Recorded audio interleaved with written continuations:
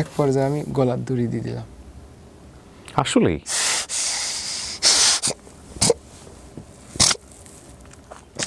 বিসমিল্লাহ।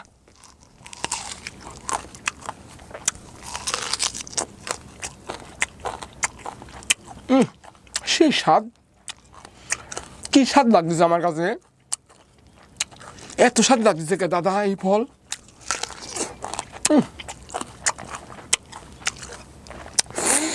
mail.com। ভাই আপনার নামটা বলেন একটু মুখে। আসসালামু আলাইকুম। ওয়ালাইকুম আসসালাম। আপনার নামটা একটু বলেন। মোহাম্মদ মনিরুল ইসলাম। মনিরুল ইসলাম। মনিরুল ইসলামকে তো আসলে মনিরুল ইসলাম নামে অনেকে নাই বা চিনবেন, কিন্তু তাকে চেনা যায় হচ্ছে সেই স্বাদ নামে, রাইট? এবং আমি দেখতাম যে মানুষ খাওয়া দিয়েও ভাইরাল হয়ে যায়, খুব মজা করে খায়। লাস্ট আমি একটা ভিডিও দেখলাম তার, সেটা হচ্ছে এটা আমাদের এলাকায় বলে ছাইতেনের গোটা, যেগুলো আসলে কেউ খাইতো না। আমি দেখতাম আমরা ওগুলো গাছগুলা বড় হয়ে গেলে কেটে কেটে আমরা লাকড়ি হিসেবে ইউজ করতাম। তো এই ছাতেনের গোটাতে আমরা ছোটোবেলায় খেলতাম। আমাদের আঞ্চলিক ভাষায়, বগুড়ার আঞ্চলিক যারা আছেন তারা হয়তো বুঝবে, ছাতেন গাছ অনেক বড় বড় হয় এবং এই গোটাগুলো পড়ে থাকতো। সকালবেলা আমরা এগুলো কুড়াই কুড়াই এসে খেলতাম এবং ওগুলোতে অনেক সময় আমরা গাড়িও বানাতাম, ছোট ছোট গাড়ি বানাতাম এগুলো দিয়ে। তো এই সেটা দেখলাম সেই গোটাটা সে খুব মজা করে খাচ্ছে। তো আমার খুব স্বাদ ছিল, সেই স্বাদ ছিল, কঠিন স্বাদের লোকটাকে আজকে আমি নিয়ে বসেছি। And this show is for me actually. আমার খুব কোয়ারি ওনার সম্পর্কে জানার জন্য। সো আজকে আমরা গল্প করবো। মনির ভাই, আপনার বয়স কত? 28-29 এরকম। 28-29। জন্ম জেলা? জন্ম নাটোর জেলা। আপনি কি নাটোর থেকে আসছেন? জি। শুরু করেন মনির ভাই, একেবারে শৈশব থেকে আমাকে একটু জানান, কি গল্প আপনার শুনি। খুব ছোট, আমি তো বুদ্ধি হয়েছে আমার নানির কাছে। জি। আমার বাবার বাড়ি থেকে একদম পাতাল কোলে করে নিয়ে আসছিল। আপনার মা? না, নানি। আচ্ছা। নানি নিয়ে আসছিল। আর মা, ওই টাইমে তো আমার তো জ্ঞান বুদ্ধি নাই, মানে আমার তো বুদ্ধি হওয়ার পরায় অনেক পরেই আর কি মা বাবার অনেক দ্রুত আমি শুনতে পাই, যখন জ্ঞান বুদ্ধি আমার হয়ে গেছে। বাপ মায়ের মধ্যে সম্পর্ক ভালো ছিল না? না, ভালো ছিল না। আচ্ছা। নানি হচ্ছে মানুষের বাড়িতে খেতা সেলাই করি, তা বাদে ওই যে আগে তো নর্মাল ডেলিভারিটা বেশি ছিল, আমার নানি এই কাজগুলো, দায়ী যেটাকে বলে, হ্যাঁ জি, এই কাজগুলো করে যেটা আর কি খুশি মনে যারা দিত, যা ওটা নিয়ে আমি আর নানি আর কি খাইতাম। আপনাদের পরিবারে আপনি আর আপনার নানি ছিলেন? নানি, আমার মামারা হচ্ছে 4টা, হ্যাঁ, আর আমার মা বোন দিয়ে 3টা, মোট 7 জন পরিবারের। একজন বিয়ে শাদী করে এক জায়গায় সেটেল হয়ে গেছে, ওই স্কুলে ভর্তি করে দিল। যখন একটু বড় হয়ে গেলাম, খুব ওই যে মানুষের বাড়ি খেতা সেলাই করেছে, আমাকে নিয়ে যাইতো, ওই খেতার উপর শুয়াই থাকি, খেতা সেলাই করে সারাদিন। পরে এখন 1 কেজি চাউল হোক আর আধ কেজি আটা হোক, হাফ কেজি আটা হোক, এগুলা নিয়ে আসি, বাড়িতে আসি, রান্নাবান্না করে তারপরে নানি আর আমি একসাথে খাওয়া দাওয়া করে উঠতাম। এরকম করে দিন আর কি পার করতে করতে একটু বড় হয়ে গেলাম। বড় হয়ে যাওয়ার পরে আমার 1 থেকে 2 পর্যন্ত, 2-এ আমাকে ভর্তি ফিস ধরেছে 10 টাকা। ওই টাইমে আপনার ওই যে খেসারি, যেটা ওই যে কালাই বলে, ডাল, ওটাকে তো আগে গরু দিয়ে আর কি মলন দিত, মলন দিয়ে সারি এটা বাতাসে কুলা দিয়া ধরি উড়াতে হইতো। এই উড়ানোর সময় আমি যা নানির কাছে জেস ধরেছি যে নানি, আমার ক্লাস 2-এ উঠেছি, আমার 10 টাকা পরীক্ষা ফিস লাগবে, তাড়াতাড়ি দাও। এখন তো নানির তো মাথা নষ্ট হয়ে আছে, সারাদিন কাজ কাম, আমি দুপুরবেলা এসে টাকা চাচ্ছি, আর মাস্টারও তো ওই 10 টাকা পরীক্ষা ফিস না দিলে আমাকে ক্লাস 2-এ ভর্তি করে দিবিলে। সে পরবর্তীতে নানির কাছে সেই রকম জেস ধরেছি, কালার মধ্যে গড়াগড়ি পাতেছি, নানি আমাকে 10 টাকা দিয়াই লাগবে, তাছাড়া আমার ভর্তি হওয়া যাবে না, ভর্তি হলে বিলা সারে। পরে দিশা মিশা না পায় নানির সেই রকম একটা রাগ উঠলি, কঠিন একটা রাগ উঠলি। আমিও এতটা রাগ আমি দেখিনি নানি। এখন কষ্ট পায় এত রাগ, নাকি না সারাদিন পরিশ্রম করেছে অতটা বুঝি সারি নেই। পরে আচ্ছা তাকে আমাকে মারলি ওই খেসারির ভিতরেই, তে আমাকে এত মারা মারলো।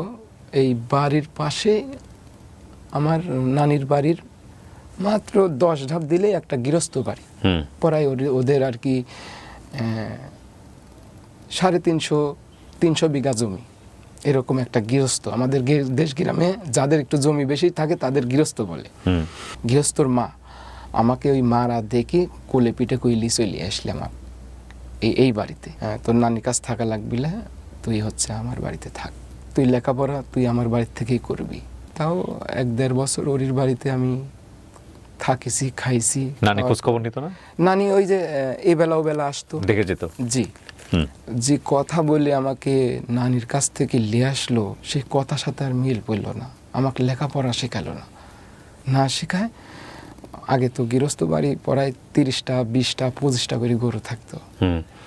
এই গরুগুলা আমার সম্পূর্ণ দায়িত্ব, খাওয়ানো দাওয়ানো, মাঠে নিয়ে যাওয়া। এই যে ইরি ধান কাটা পরে যে ইরি ধানের গাছ থেকে যাবার কুশি বাড়ায়, ওই কুশিগুলা গরু খাওয়ানোর জন্য আর কি মাঠে নিয়ে যেতে হইতো। আমাকে পরবর্তীতে নানি কাছে করলো যে বছরে মনির 2টা প্যান্ট পাবে, হাফ প্যান্ট, 2টা হাফ প্যান্ট পাবে, আর হচ্ছে একটা গামছা পাবে, আর 2টি গেঞ্জি পাবে, আর 1 জোড়া স্যান্ডেল পাবি। এই আমার বছরে। এখন এই মাথা তো দিতে পারে, ওই মাথা তো দিতে পারে 1 বছর পর পর। আর খাওয়া দাওয়া ফ্রি, কোনো টাকা পয়সা না। এখন নানিও ভাবি চিন্তে দেখলি যে আসলে তো আমার একটু জুলুমি হয়ে গেছে সাওয়াল্লিয়া। আর আমার মামারা তো সবাই আর কি, কেউ ভ্যান চলায়, মানে যার যার সংসার তাই গোছাতেই মানে পেরাশনি, খুব হিমশিম খায় যায়। তার মানে ওই যে টাকা চাইছিলেন লেখাপড়ার জন্য, ওটা ওই সময় লেখাপড়া বন্ধ হয়ে গেল। ওই সময় ক্লাস 2-এ ওঠার আগ দিয়েই আমার লাইফে আর লেখাপড়ার হলো না। আবার এই জায়গায় যে আমাকে লেখাপড়া করার যে একটা সুযোগ দিছিল, ওই জন্য আমিও একটু আইছিলাম যে আমাকে লেখাপড়ার পাশাপাশি আমাকে এই বাড়িতেই রাখবে। এই সুযোগে আসার পর যখন আমি একটু ভালো বুদ্ধি হয়ে গেল যে একটা গরু ছুটি যাচ্ছে, যে গরুটা আমার ধরে আনতে হবে, এটা গৃহস্থর বাড়ির গরু, তখন আমাকে কইলো যে লেখাপড়া আর হবে না, তুমি এগুলাই করো। একবার ওই বর্ষা মৌসুমে বছরে আমি একটা গামছা পাই। গামছাটা ওই ছোট মানুষ, সাঁতার তো জানি না, তো ওই গরুর ন্যাজ, মানে সবগুলা গরুকে আমি আগে পাঠাইতাম, আর একটা গরুকে আমি আটকায় রাখতাম। আপনি পার হইতেন। ওই যে গরুটা সভ্য, সেই গরুটার ন্যাজ ধরে রাখতাম। সুন্দরভাবে 1/2 কিলোমিটার পানি পার হয়ে যেতে হবে, একটা বিল পার হতে হবে। এই 1/2 ঘন্টায় ন্যাজ ধরে থাকতাম, কল কল কল কল করে চলে যাইতাম গরুর ন্যাজ ধরি। তো একবার গরুর ন্যাজ ধরি যাচ্ছি, পরে গামছাটা আমার গিটটা থেকে হারাই গেছে পানির ভিতরে, আর খুঁজে পাইলাম না। পরে ওই 1 বছর আমি আর গামছা পাইলাম না। আচ্ছা যাই হোক, ওখানে বড় করে পরবর্তীতে আমাকে আর বেতন দিবেই না, প্রায় 5-6 বছর রানিং চলে, খালি পেট ভাতা খাওয়া দেয়। আর ওই যে গরুর সাথে গরু হয়, যখন যে সিজনের যে আবারটা, সেই আবারটা গরুর গাড়ি করে নিয়ে আসতে হইতো, আমার গরুর গাড়ি চালাইতে হইতো। 3 মাস, বছরে 3 মাসের থেকে 4 মাস গরু চড়ানি পরে, ওই সকালবেলা ফজরের নামাজের পর আমাকে গরুগুলা সব খুলে দেয়। আর ওই গামছার মাথাতে 2টা আম বান্ধি, আর সাথে এত করা মুড়ি, যেন এটা আমি খায় থাকতে পারি। আর বিল পার হয়ে গেলে তো ওই সারাদিন পর ছাড়া হয় না আসা, ওই মাগরিবের আজান কখনো 7টা-8টা বাজে যায়, এইভাবে আর কি আমি সারাদিন গরুর সাথে। সকালবেলা ভোরে পান্তা ভাত খায়া, ওই 4 দুপুরকার জন্য 4 মুড়ি আর একটা আম হোক আর 2টা কাঁচা মরিচ হোক, এগুলো আমাকে বানিয়ে দিত, আমি যাই খাইতাম। আর পানি যখন খাওয়া লাগতো, ওই যে কাঁকড়ার গাড়ির ভিতরে শোলা দিয়ে চুষুক দিলেই পানি উঠে আসতো, 1 হাত নিচে জ্বলে থাকে, ওই শোলা দিয়ে সারি চুষুক দিলে পানি উঠে চলে আসে। খুব সুবিধা ছিল, মানে পানির কোনো টেনশন নাই মাঠের ভিতরে। ইন্টারেস্টিং, খুব সুন্দর সিস্টেম ছিল। আবার ওই কাঁকড়ার গাড়ির ভিতর যদি আবার এই চারিদিকে দেখতাম যে আগে শামুক টামুক আছে নাকি, যদি না থাকতো এই যে এরম করলেই কাঁকড়ার গাড়ির থেকে পানি উঠি, আর একটা এই সাইডে একটা গর্ত করতাম, ওই গর্ত থেকে এই গর্ত যখন ওভারটেক করে আসার পর 1/2 ঘন্টা পর ওটা সুন্দর পরিষ্কার হয়ে যায়, তখন দেখা যায় যে উপরে গামছাটা ফেলাই দিয়ে তারপর চুষুক ধরে ওই পানিটা খাইতাম। পানি নিয়ে যাওয়ার কোনো ব্যবস্থা ছিল না, কিভাবে নিবে? কারণ বিল পার হইতে হয়তো। গ্রামে যারা বড় হননি তারা বুঝবেন না বিষয়টা। এটা কি মানে চরের মধ্য থেকে পানিগুলা খাইতে হয়? এটা হচ্ছে ওই ইরি ধানের জমির ওই আইলের সাইড দিয়ে দেখা যাচ্ছে যে কাঁকড়া গর্ত করেছে, আবার নতুন পানি আসলে তো কাঁকড়ারও আনাগোনা বেড়ে যায়। কিভাবে একটু পানি বের করে খেতে হবে, এখান থেকে প্রায় 5 কিলোমিটার গেলে আমি একটা বাড়ি পাবো, এতখানি এই ধানের জমি পার হয়ে যাওয়া অনেক কষ্টকর। 5 দেখা যায় যে কিলোমিটার অনেক। ওই খালি পায়ে হাঁটতে হাঁটতে আপনার হচ্ছে ওই পায়ে ফোসা উঠি, চামড়া উঠে গেছে, শামুকে কখনো কাইটি ফাঁক হয়ে গেছে, ওখানে তেনারি বাঁধে রাখছি, কখনো রক্ত ঝরতেছে। এই অবস্থা নিয়ে তো ওই 5 কিলো যাওয়া সম্ভব না। তখন ওই বসে থেকে 3-4 জন বুদ্ধি করতাম কিভাবে খাওয়া যায় পানি। তখন কই যে কাঁকড়ার গাড়ি খোঁজ, কোনটা নতুন করছে, নতুন করলে তো মাটি নতুন তুলা দেখা যাবে, সেটাতে মাটিগুলা সম্পূর্ণ হেঁটাই দিয়ে এই যে বাকেটের মতন একটা সিস্টেম করতাম। তখন ওই কাঁকড়ার গাড়ি থেকে পানি উঠে আসতো। আবার দেখতাম যে কাঁকড়ার গাড়ির পানি কাছেই আছে কিন্তু পরিষ্কার আছে।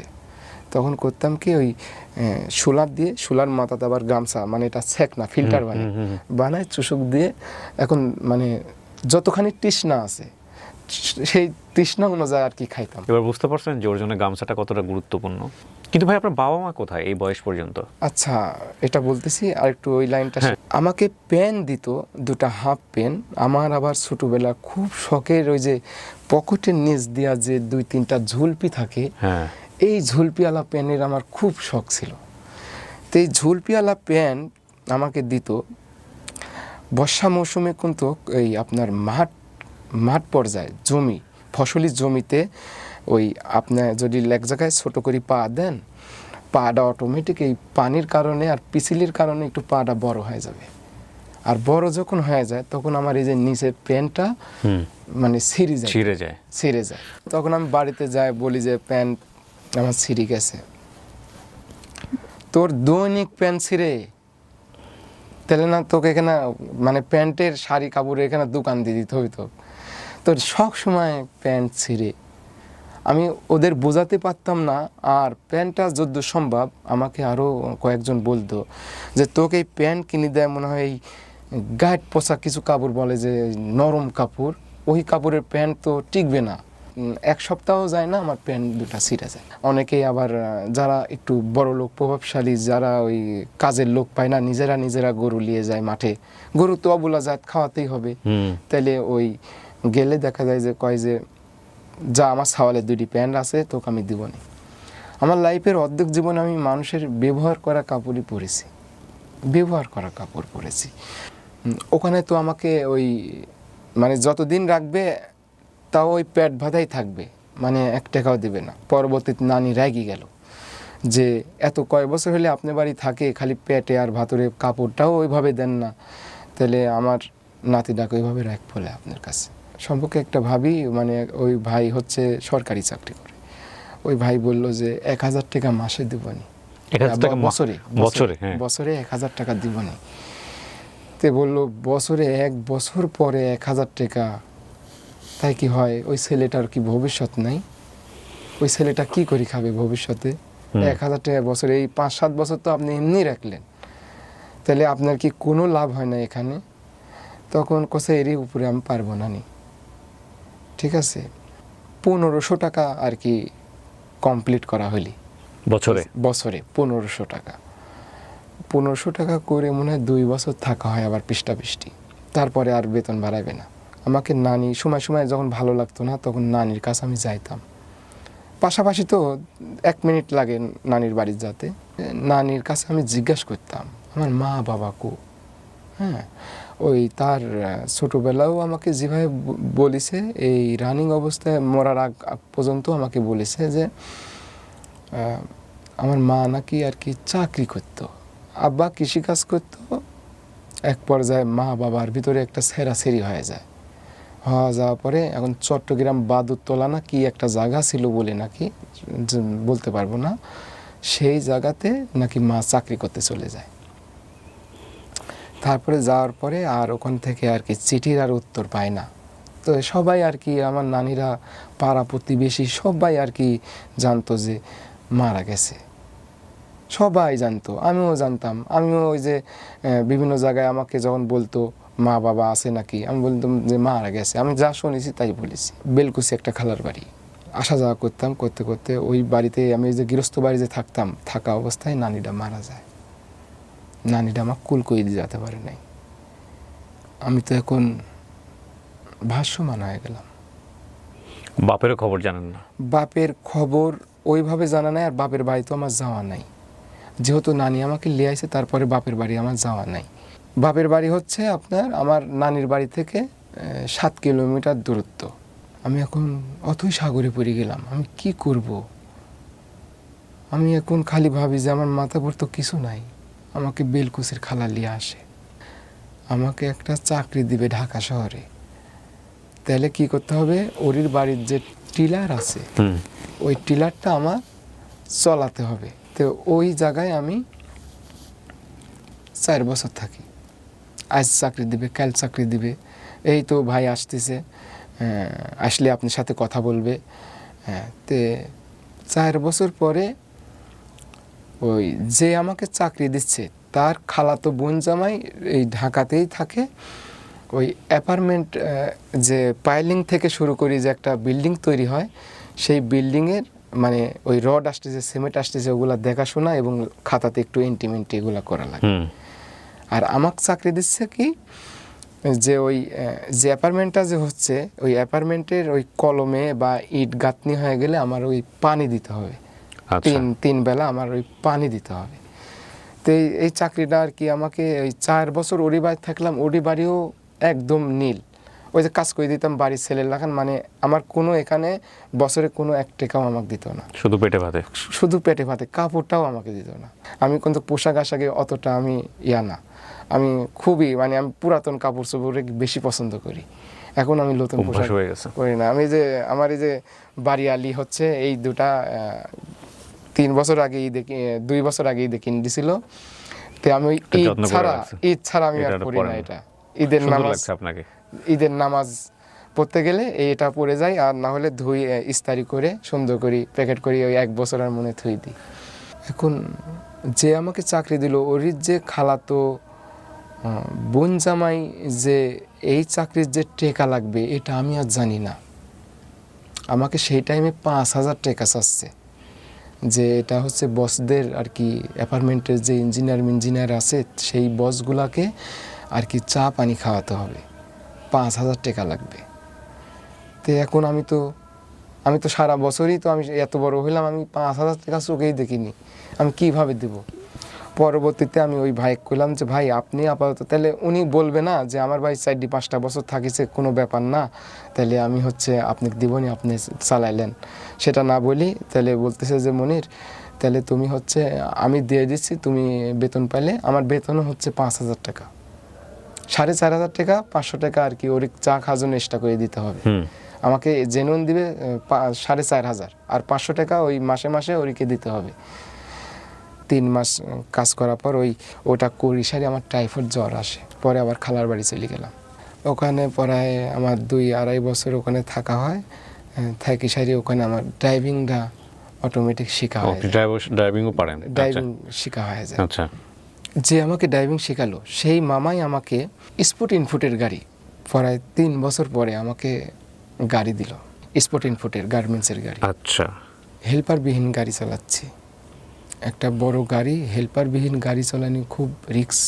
একটা চাকা যদি লিক হয়ে যায়, একটা চাকা যদি বাস্ট হয়ে যায়, দুজনের সহযোগিতা লাগে, সেখানে একলা হয় না। সেইভাবেই একটা আল্লাহর রহমতে নতুন একটা গাড়ি পেলাম। আমাকে আমার আত্মীয় স্বজন সবাই ভবিষ্যৎ দেখাচ্ছে, তোর প্রচুর পরিমাণে টাকা পয়সা কামাই করতে হবে, পরিশ্রম করতে হবে, তোর ঘর নাই বাড়ি নাই, আমরাই তোরে করে দেব। যখন টাকা দিই, যখন টাকা না দিই তখন কোনো খোঁজ খবর থাকে না। যখন টাকা দিচ্ছি তখন সুন্দরভাবে খাওয়া দাওয়া হয়েছে নাকি। আমি যে এই যে 7-8টা বছর আমি এই যে গাড়ির লাইনে ছিলাম, আমি ইচ্ছা গাড়িতেই করেছি, বাড়িতে যাইনি বা ঘর বাড়ি নাই। এখন ঈদের ভিতরে কার বাড়িতে যাব, কার ছেলে মেলে আসলো, তার ঈদগুলা হয়তো বা নষ্ট হবে। এক পর্যায়ে মা বের হইল গুলশন সাইডনগর এলাকা থেকে হঠাৎ করে। আসলে আমি জন্মের পরে আমি মায়ের দেখি নাই, চেহারা তো মনে নাই, চেহারাও মনে নাই। মানে মাও আমাকে ওইভাবে মানে একটা আছে না যে বেটা বিলে একটা আপন করি হাসি হুসরি লিয়া, বা আমি একটু মা বলে একটু কাছে তার ভিড়বো বা জড়া, ওই জিনিসগুলো আসতেছে না, ওই জিনিসটা আমার আসতেছে না। আমি এক নজর ভাবে আমি তাকায় আছি, যা আমি ভিতর থেকে ভাবতেছি এটা কি আমার মা। আমি এক নজর একভাবে আমি তাকাই থাকতেছি সেইভাবে। যে এটা আমার মা। মামাদের আমি জিজ্ঞাসা করছি এটা কি মা, তোর কি মনে হয়? আমি তো জীবনে দেখি নাই, আমার জন্মের পরে এই ফার্স্ট আমি মাইক দেখতেছি। তে বলছে যে হ্যাঁ এটা তোর মা। তে মার বিয়ে হয়েছিল, একটা বিয়ে হয় ওইদিকে, এখন ছেলে একটা আছে, সেই ছেলে এখন ওই ছেলের বাপ এখন কি করে অত দূর আমি যাই নাই, আর অত দূর আমি শুনতেও যাই নাই। তবে মা যাই আছে ভালো আছে, মানে ওই ফ্যামিলিতে হয়তো বা যায়।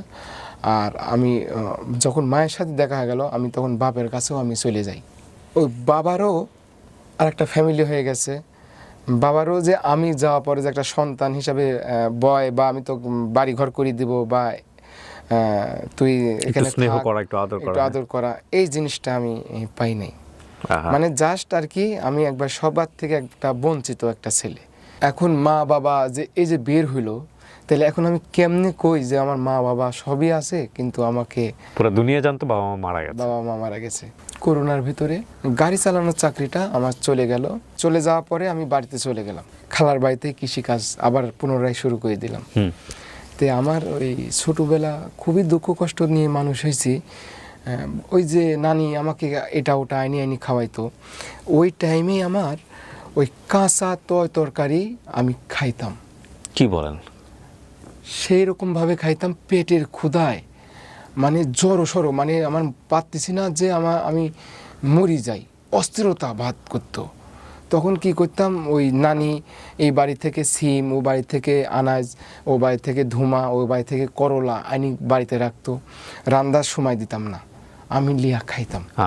তো এই তিতো যদিও লাগতো, যখন পেটটা ভরে যাইতো তখন অনুভূতি করতাম যে আমার এটা করলি খেলাম তিতো লাগিছে, তার আগে আমার কাছে আর ভিতরে আমার কিছুই লাগে নাই। আপনি কি কথাটা বুঝতে পারছেন ক্ষুধা কত মারাত্মক হইতে পারে? আমার এই নানি যখন এই আনতে পারতো না, তখন আমি এই গাছের ফল, মানে যেটা আসলেই খাওয়ার উপযুক্ত না কিন্তু ফল ধরে আছে, সেটাই আমি খাচ্ছি। আমি খাই, আমার আগে মেইন কথা হচ্ছে আমার পেটের ক্ষুধা আগে মিটাতে, এটাই হচ্ছে কথা। আমার এই যে কাঁচা, এই যে যেটা গোটা বললেন না, বাটুল, আমাদের গ্রামে আর কি বাটুল বলে, এই বাটুলটা আসলে খুব সুস্বাদু। আমাকে যদি এখন দেয়া যায় 1 কেজি মতো, আমি এখন ওই গাছের কথা এখন মনে পড়তেছে। রোজা ছিলাম সারা দিন। কেউ তো খায় না এগুলা? না, কেউ খায় না। গরু ছাগলে খায় এগুলা? গরু ছাগলও খায় না। গরু ছাগল না, গরু ছাগল। আপনি খাইতেন এগুলা ছোটবেলায়? আমি ছোটবেলা সেইভাবে, এটা অনেকেই জানতো না, আমি এটা সেইভাবে খাইতাম। খায়া আমি একদম একবারে সর্দি হয়ে গেলাম। সর্দি বলতে যে আমার কাছে একদম ইজি হয়ে গেল, মানে ধুমা কন, কৈল্লি কন, কচু কন, এমনকি কচুও খাইছি আমি। ওই যে যেটা বড় ফ্যান কচু বলে অনেকে, আমাদের ওইদিকে মান কচু বলে। আমি লাস্টে মান কচু খাইছি। মান কচু খায়া, মান কচুটা খায় এই শাকসবজির ভিতরে আমার এই খাদ্য নালীটা আর কি প্রায় 15 দিন আমি ভাত খাইতে পারি না। ওই আপনার হচ্ছে সব জায়গায় জিম দিয়ে গেছে, সম্পূর্ণ ছিলে গেছে, ভিতরে ঘা হয়ে গেছে। ভিতরে ঘা হয়ে যাওয়ার পরে আমি খাইতে পারিনি। পরবর্তীতে আমাকে ওই ডাক্তারে বলল যে তোমার হচ্ছে নরম যাও, একবারে পানি ফ্যান, সোজা কথা চামচ দিলে যেন গলা দিয়ে কোনো রকম জানটা যেন একটু বাঁচে, এরকম করে তোমার 15 দিন চলতে হবে।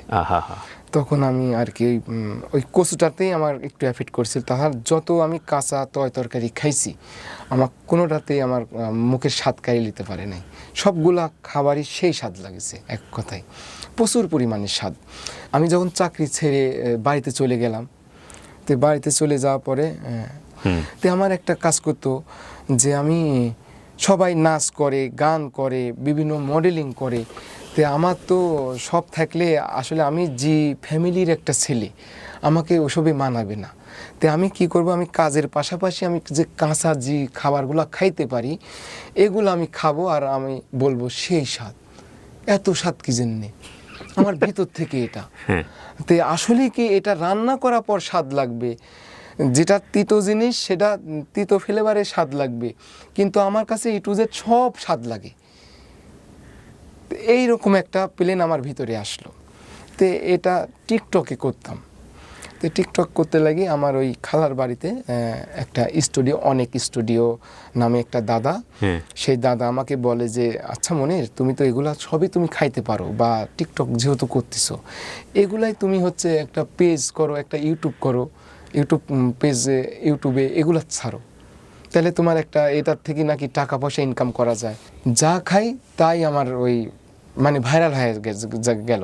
আমি ভাইরালও বুঝি না যে ভাইরাল হয়ে যাওয়া মানে কি, মানে বেশি মানুষ চিনে না কি, মানে কি, মানে এক কথা আমার এখন আমার ভয়েস দিয়ে সবাই কপি করা শুরু করে দিল। তখন আমি ইউটিউব পেজে আপলোডও আমাকে শিখাই দিল। আমি তো লেখাপড়া তো আমি জানি না, তাহলে আমার এগুলা শিখাই দিলে আমি আবার ঠিক আছি।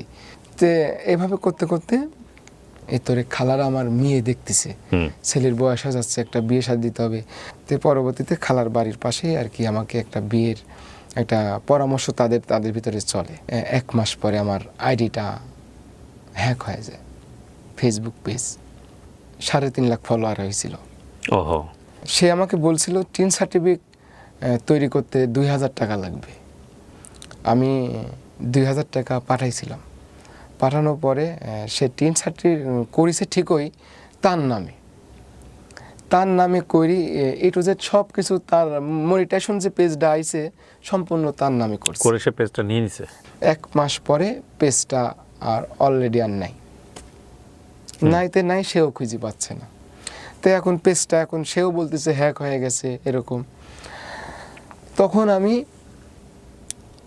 একটা ভালো একটা মানে আমি একটা মানে মৃত্যুর একটা দিকে আমি অগ্রসর হতেই আছি। আমি প্রতিটা ধাপে ধাপে মৃত্যু প্রহর গুনতেছি, তার ভিতরে আমি একটা মৃত্যুর একটা ধাপের ভিতরে চলে গেলাম। কিরকম? যে চোখ বুঝি ভাইবি দেখলাম ছোটবেলা থেকে বাপ মার আদর স্নেহ থেকে বঞ্চিত, নানি মানুষ করলো, কচু ঘেঁচু খায়, কাঁচা শাক সবজি খায়া যেমনি হোক মানুষের বাড়িতে থাকি, গরু বাছুর চলায় এই পর্যন্ত আইছি। এই পর্যন্ত আসার পরে যখন একটু আমি অনলাইন জগৎ নিয়ে সব জায়গায় তো আমার হয়ে গেল পরিচিত, তে এখন একটু অনলাইন জগতে আসি সারি আমার আইডিটা হ্যাক হয়ে গেল। এখন আমি মৃত্যুর প্রহর গুনতেছি। মানে আপনার মনে হচ্ছে যে বেঁচে থাকার অর্থটা কি? আমার আর বেঁচে থাকার আর ইচ্ছাটা শেষ।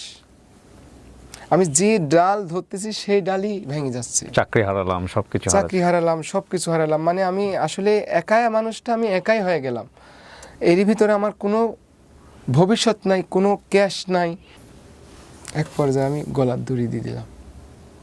আসলেই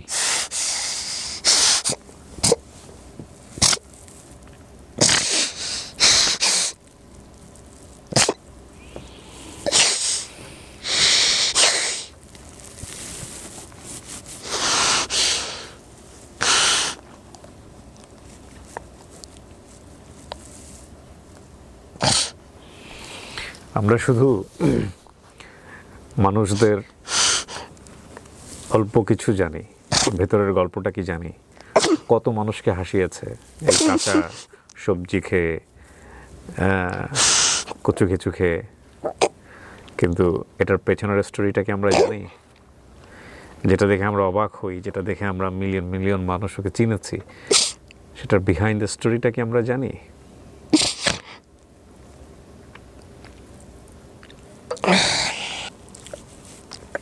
গলায় দড়ি দেওয়ার পরে পানি সবাই টের পেয়ে গেছিল, আমি গলা মানে দড়িটা ছিঁড়ে গেছিল। ছিঁড়ে যায় সবাই আর কি পানি চুনি দিয়া, পরবর্তীতে স্যালাইন মেলাইন করি আমি আর কি সুস্থ হওয়ার পরে খালারা বলতে লাগলি যে এরিক বিয়ে শাদি দিয়ে আমার বাড়িতে রেখে দিই। তে এরই মধ্যে আমার আইডিটা চলে গেল। এরই মধ্যে ইউটিউবটা ফাইন আগাতে লাগছিল। তো আমি তো 4-5 মাস হলে আর ভিডিও আপলোড করি না, ইউটিউবটা ড্যামেজ হয়ে যায়। একবারে ড্যামেজ হওয়ার পরে এর ভিতরে আমাকে ইউটিউব থেকে একটা প্লে বাটন আমার চাচুর মাধ্যম দিয়ে আমাকে নিয়ে আসি দিচ্ছে, আমার মোবাইল নাম্বার দিয়ে। পরবর্তীতে আমাকে আর কি খালা বাড়ির পাশে বিয়ে করা দেয়। বিয়ে করার পরে একটা পুরুষ মানুষের আর একটা লাইফ চলে গেল। অবিবাহিতদের বোঝানো যাবে না। মায়ের বোন খালা আসলে মায়ের মতন হয় না, যদিও মায়ের আদর চেয়েও পাই নাই। অনেকেরই মা বাবা যখন ছেলে সন্তানের আদর করে, আমি তো দেখি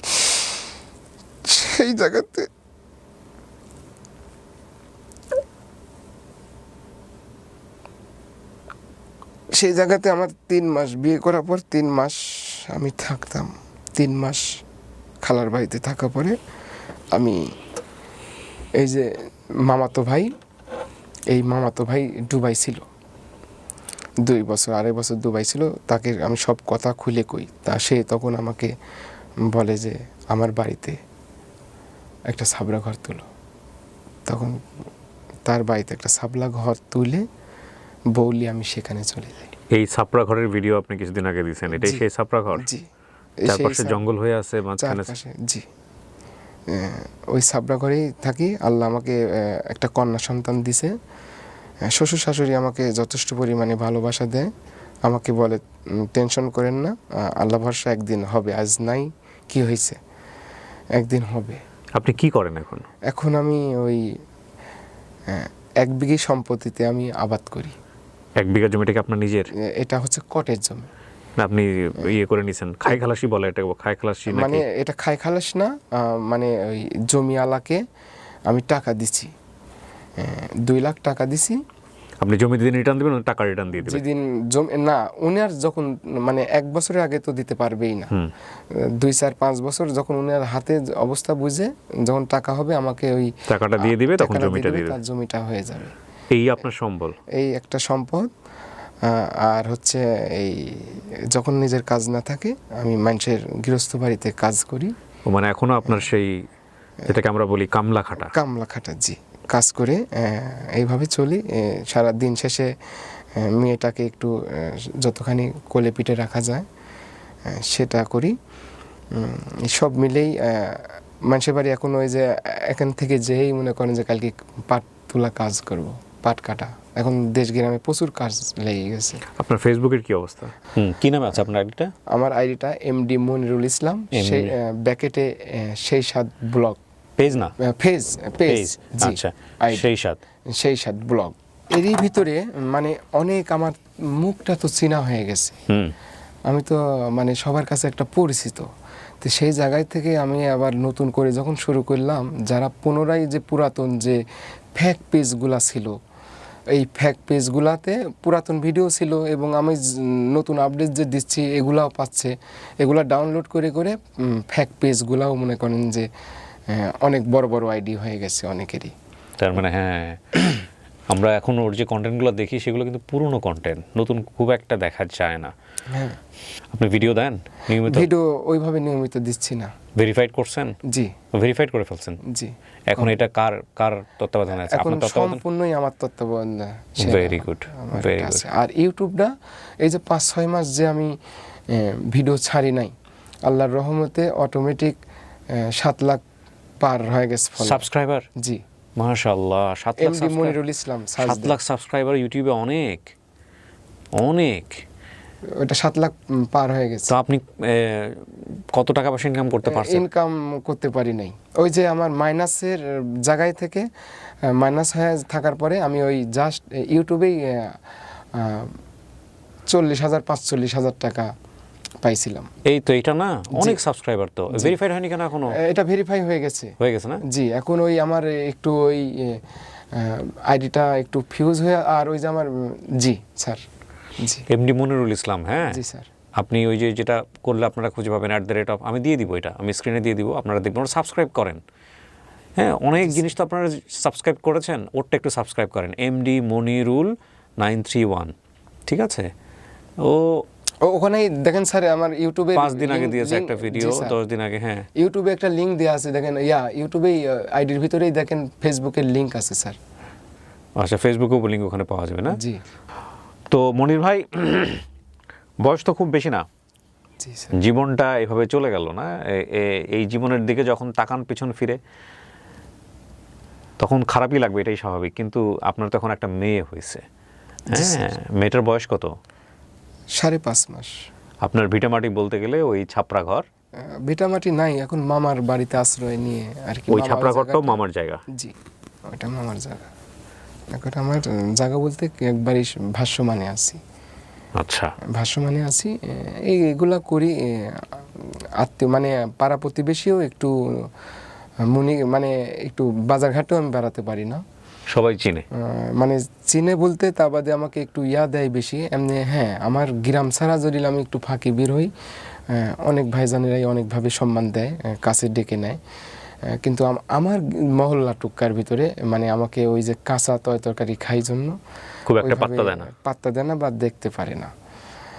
ওই জায়গাতে একটু আমার মন খারাপ লাগে। সেই জায়গাতে আমি কি করি, আমার জরুরি একটা বাজারে না যায়, না আনার মতন না থাকা পড়লে আমি বাজারে যাই না। আমি হাসি মুখ এটাই দেখাতে চাই এগুলা খায়া, যে আমি পুরাতন চিঠিটাকে আমি ধরে রাখতে চাই, যেটা খেয়ে আমি বেঁচে আছি। এমনও দিন গেছে, আমি বৃষ্টি হচ্ছে ঝিমঝিম করে, খেরের পালার তলে, পোয়াল পালার তলে আমি ঢুকে আমি রাত পার করেছি। এমনও দিন গেছে, নানি আমাকে একটা বাটি ধরায় রাখিছে, টিনের ছাবড়া দিয়ে পানি পড়তেছে, আমি বাটিটা ধরে রাখিছি, পানি পড়তে পড়তে পড়তে পড়তে পড়তে ওইভাবেই ঘুম পাচ্তেছি, ওইভাবে ঝিমতেছি। এরকম দিনগুলো অ্যাভেলেবল গেছে। প্রচুর কষ্ট করি এই পর্যন্ত আজ আইছি।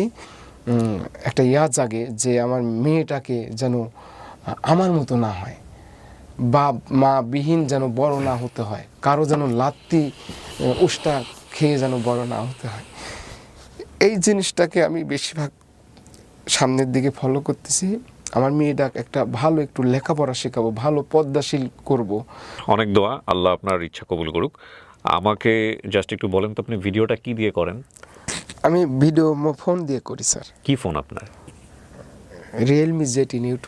ও, খালি জাস্ট আমি কই যে আমি খালি আমার ফেসটাকে খালি ধরবা, আমি বোঝাই দিই সারি, সে ধরে। ধরার পর 1 মিনিট বা 1.5 মিনিট ভিডিওটা করলাম, খাইলাম, পেটটাও ভরলো। এখন তো আমি বোঝাতে পারতেছি যে আমার পেটে খিদা, আমি খাইলাম। দেখা যাচ্ছে যে আমি 1 মাস পর 25 কেজি চাউলের বস্তা কিনি। ওটাও দেখা যাচ্ছে যে আমি যদি নিজে কামাই করে খাচ্ছি, তো দেখা যাচ্ছে যে আমার আধা কেজি চাউল যদি সারাদিনে 1 পোয়া চাউল যদি কম লাগে আমার সংসারে, তাহলে চাউলটা তো আর একটু দীর্ঘ হইলো, 1.5 মাস চলে গেল। তাহলে দেখা যায় যে আমার পেটটা ভরলে তো আর আমার খাওয়ার টেনশন নাই। তাই আমার খাওয়াটাও হচ্ছে, একটু আনন্দও দিচ্ছি, চাউলটাও কম লাগতেছে, আমার সংসারে একটু খরচটা কম হচ্ছে, তরকারি একটু কম লাগতেছে। আমার গিন্নি যেটুকা রান্না করে সেটুকা খায়, 2 বার খাচ্ছে, 1 বার খায়, বেঁচে গেলে আবার খাচ্ছে।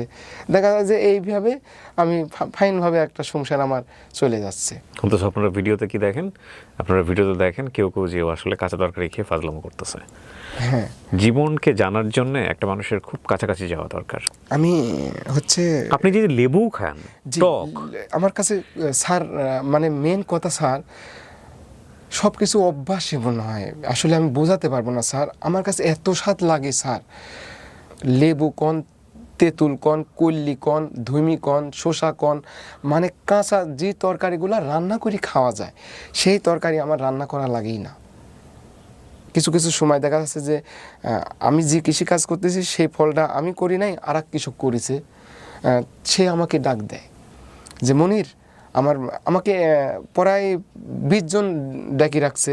কেউ বলছে যে আমি সৌদি আরব থেকে খেজুর গাছ আনিছি, খেজুর ধরেছে, পাকলেই ডাক দেব।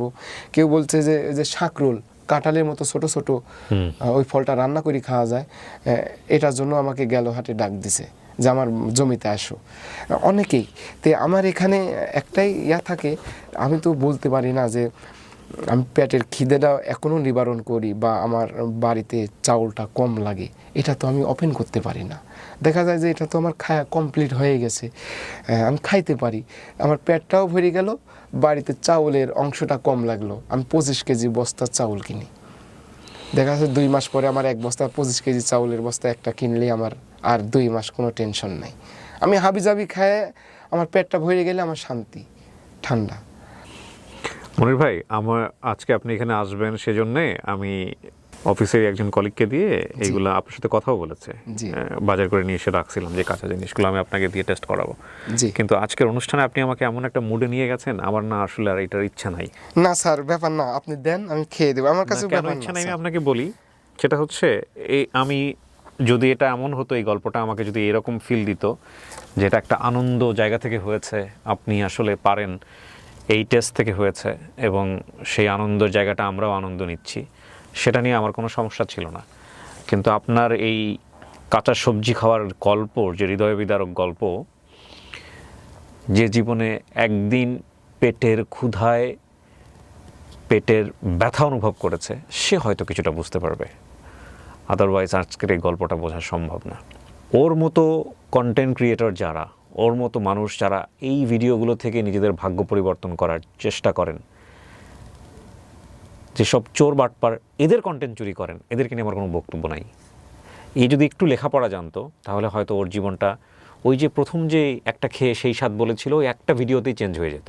একটা ভিডিওতে আমি বলছি আপনাদেরকে, হয়তো আল্লাহ চেঞ্জ করে দিত। কারণ ওর লেখাপড়াটা জানা ছিল না, যে কারণেই ও আগাতে পারে নাই। ও বারবার ধরা খেয়েছে, ওর পেজটা চুরি হয়ে গেছে, ওর ইউটিউবে সমস্যা হয়েছে, এবং এই সুযোগটা নিয়েছেন কিছু চোর বাটপার বদমাইশ, যারা অনলাইনে বিভিন্ন মানুষজনের কন্টেন্ট চুরি করেন, চুরি করে $200-500 কামান। পৃথিবীতে বেঁচে থাকাটাই একটা সম্ভাবনা, বুঝতে পেরেছেন? আপনি সুস্থ আছেন, আল্লাহ আপনাকে এখনও সুস্থ রেখেছে, 2 হাত দিয়েছে, 2 পা দিয়েছে, আপনি এখনও পরিশ্রম করার সামর্থ্য পান। জি স্যার। কুরবানির ভিতরে আমাকে অনেক জায়গা থেকেই গোস্ত দিছিল, ওগুলো আমি খাই নাই। এটা কাঁচা মাংস খাওয়ার জন্য না, তাহলে এটা রান্না করে আমাকে দিচ্ছিল। হ্যাঁ, মানে রান্না করে খাওয়ার জন্য, মানে ওইভাবে দিছে যে এলাকার পাড়া প্রতিবেশী কুরবানি দিতে পারি নাই বা মামার বাড়িতে। খান নাই কেন? খাবেন তো অবশ্যই। এটা আমি আবার বুদ্ধি করে, আমি তো পরিশ্রম করতে পারি, সো আপনি এগুলো মানুষকে দিয়ে দিয়েছেন। এগুলো আবার যেগুলা বাড়ি পুরাইছি, যারা বৃদ্ধ অচল, এগুলো আমি আবার দিয়ে দিছি। দেখেন, আমি একটা জিনিস বুঝি, মানুষের বেঁচে থাকতে না অনেক কিছুর প্রয়োজন হয় না। আপনি ধরেন আজকে অঢেল সম্পত্তির মালিক হলেন, কিন্তু আল্লাহ আপনাকে এমন একটা অসুখ দিয়ে দিল। জি স্যার। তাই না? এটাও তো একটা কথা। আপনার ঘরে বাচ্চা আছে এবং আপনার জীবনে আল্লাহ বেঁচে থাকার জন্য উপযুক্ত সময়ে কিন্তু একটা সিদ্ধান্ত দিয়ে দিয়েছে আপনাকে বেঁচে থাকতে হবে, এবং শত কষ্টের মাঝে হয়তো একটা সম্ভাবনা সামনে নিশ্চয়ই আল্লাহ তার করাই দিবে। ঠিক আছে, এই হচ্ছে বিষয়, এবং কখনোই হতাশ হওয়া যাবে না। তো প্রিয় দর্শক এবং শ্রোতা, আজকে মনির ভাইয়ের গল্প আমাদেরকে শুধু একটা জিনিসই শেখালো, সেটা হলো ওই যে একটা গুরুজনের একটা কথা বলে না, যে মুদ্রার এ পিঠ এবং ও পিঠ। যারা ওর এই করলা খাওয়া, লেবু খাওয়া বা অন্যান্য যে বিষয়গুলো আছে, এগুলো চাবানো দেখে আপনাদের মনে হতো যে ও আসলে ফান করতেছে। ডেফিনেটলি এটা একটা বিশেষ কোয়ালিটি, কিন্তু এই কোয়ালিটির জন্মটা কিভাবে হয়েছে সেটা যদি আজকের এই অনুষ্ঠান অনুভব করে থাকেন, তাহলে আমরা বুঝবো যে না, আমরা আসলে যা পোট্রে করতে চেয়েছি তা আমরা পোট্রে করতে পেরেছি। মনির ভাই, অনেক ভালো থাকেন। আপনি তো নাটোরে ফিরে যাবেন, কালকে আবার সেই মাঠে গিয়ে কাজ করতে হবে। স্যার, ওই যে আপনি কি আনছেন একটু খাই আপনি। না, আমি যাচ্ছিলাম না। একটু টেলিফোন করেন। হ্যাঁ, না সমস্যা নেই, আপনাকে আমি ইজিলি একটু খাওয়াই দেখাই দিয়ে যাই। স্যার, আমি জানি আপনি পারবেন। না, আমার খাইতে ইচ্ছা হবে না। স্যার, আপনি দেখেন আমার খাওয়া। আপনি খুশি মনে দেখাতে চাইলে আমি নিয়ে আসতে পারি, বাট আমার আসলে এমন গল্প, ওই যে জি, এটা হচ্ছে করলা। স্যার আমার খাওয়া আজকে দেখবে। এটি হচ্ছে কল্লি, গ্রামে বলে, শহরে করলা। হ্যাঁ, কল্লি, তিতো উস্তাও বলে। এটা লেবু, কত লেবু, কয়দিন আগে লেবু খেলাম, কোনো ব্যাপার না আমার কাছে। মরিচ, এটা হচ্ছে কুড়ি কচু না স্যার, এটা আমার খুব পছন্দের একটা সবজি। আমি কালকে রাতে কুড়ি কচি ভর্তা দিয়েই আর কি আমি সেই কুড়ি কচু ভর্তা এগুলো খুব ভালো লাগে আমার কাছে। কুড়ি কচু খুব পছন্দের, খুব ভালো লাগে। স্যার, শুরু করি তাহলে? জি বিসমিল্লাহ। জি স্যার, বিসমিল্লাহ বিসমিল্লাহ।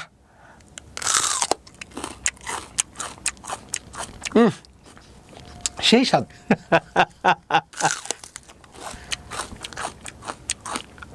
কি সুন্দর স্বাদ লাগছে, এত স্বাদ কে?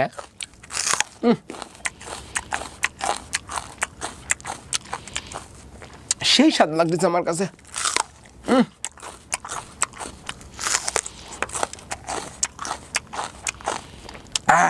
কি সুন্দর স্বাদ লাগতেছে আমার কাছে, এত স্বাদ লাগতেছে কে দাদা?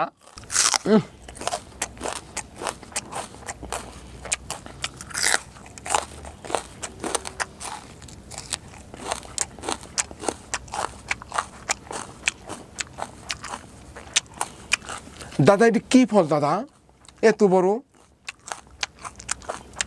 বিসমিল্লাহ।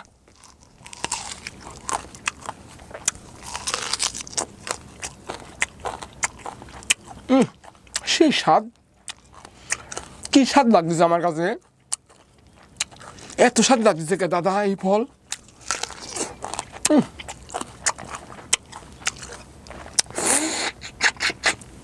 কি সুন্দর স্বাদ লাগছে। আমার এই বেশি ফল লাগতো না, কাঁচা 4-5টা ফল খেলে আর আমার সারাদিন কোনো টেনশন নাই। কেউ আমাকে বলে নাই, হ্যাঁ আমার আত্মীয় স্বজন যাই আছে কখনো বলে নাই যা এক গাল আমার বাড়িতে ভাত খায় যা। এখন পেটের ক্ষুধায় আমি কি করব স্যার? ওই টাইমে আমি এগুলা বেছে নিয়েছিলাম। স্যার আমার তো ইফতার করার পরে ফল ফুল দিয়ে ইফতার করাইছেন, পেট ভরে গেছে, এগুলি খায় একবারে পেট ভরে গেল, আর কিছু খাওয়া লাগবে না স্যার। যখন রেকর্ডটা হয়েছে ও আসলে আপনারা জানেন হয়তো পবিত্র আশুরার যে নফল রোজা, সেই রোজা রাখছে, 10ই মুহররমের যে রোজা।